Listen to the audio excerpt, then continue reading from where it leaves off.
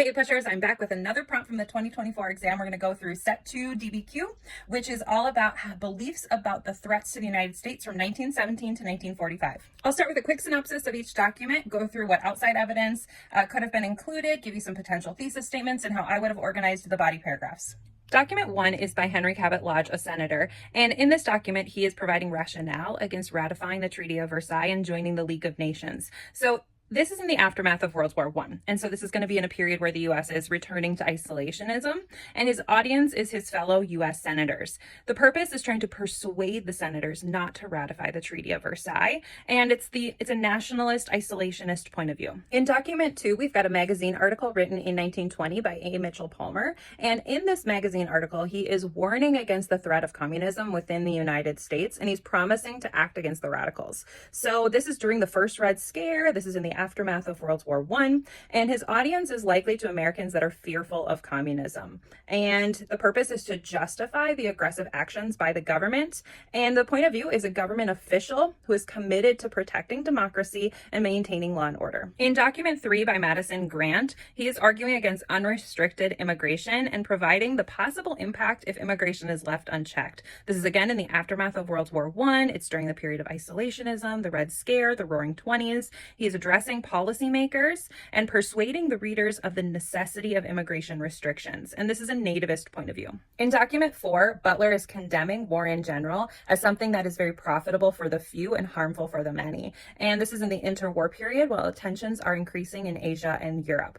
The audience would be American policymakers and fellow veterans, and he is exposing the profiteering nature of war, and he is promoting continued isolationism. And the point of view is a disillusioned veteran. In this cartoon titled Neutrality, it demonstrates the faulty thinking of U.S. senators who believed they were safe as they hid behind neutrality policies. And this is again in the interwar period while the U.S. is maintaining neutrality during the outbreak of World War II.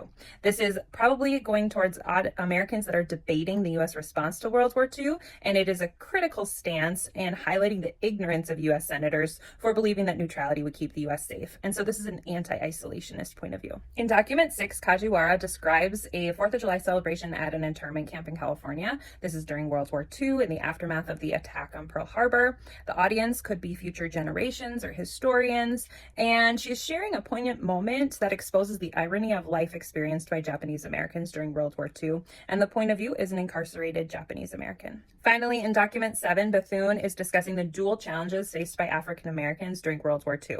So the historical situation is World War II. You could also address kind of the domestic experiences of segregation. Audience would be African Americans, maybe even more particularly civil rights activists. And the purpose is to inspire and mobilize African Americans to contribute to both the war effort and to advocate for civil rights. Finally, the point of view is an African American reformer, educator, and civil rights activist. As this is a very broad time period, again, there's a lot of outside evidence that is very relevant. Here's just a few that I came up with. The Espionage and Sedition Acts, additionally the Red Scare, the Palmer Raids, Immigration Act of 1924, the resurgence of the KKK, the Neutrality Acts, the Lend-Lease Act, Executive Order 9066, Zoot Suit Riots, Smith Acts, the House Un-American Activities Commission, and the Double V campaign. So that's just a few, but there is a wealth more that you could have included. For your thesis statement, you wanted to make sure that you addressed causation within your statement. And so making sure that you're talking about what the beliefs about these threats did is important. So here's one sample. From 1917 to 1945, beliefs about external and internal threats profoundly shaped American society by fostering a culture, there you see the causation part, by fostering a culture of suspicion and nativism, leading to restricted immigration laws, the internment of Japanese Americans, and the Red Scare. That one's a little lengthy, but you get the idea there. And then next, the extent to which beliefs about threats to the United States shaped society from 1917 to 1945 is evident in the widespread adoption of isolationist policies, the curtailment of immigration, and domestic repercussions of wartime fears. Now, when I looked at the documents, I thought there were 3 really clear body paragraph topics. However, others would have worked. So I think nativism was definitely prevalent with Palmer and Grant sources. Debates about American democracy would be Kajiwara and Bethune. And then foreign policy debates would be Lodge, Butler, and Neutrality. Again, you may have had others, but these were just the ones that stood out to me. I hope this video was helpful and affirmed that you did very well on this DBQ. Go ahead and drop in the comments what you wrote as your evidence and how you organized your essay or any questions you have.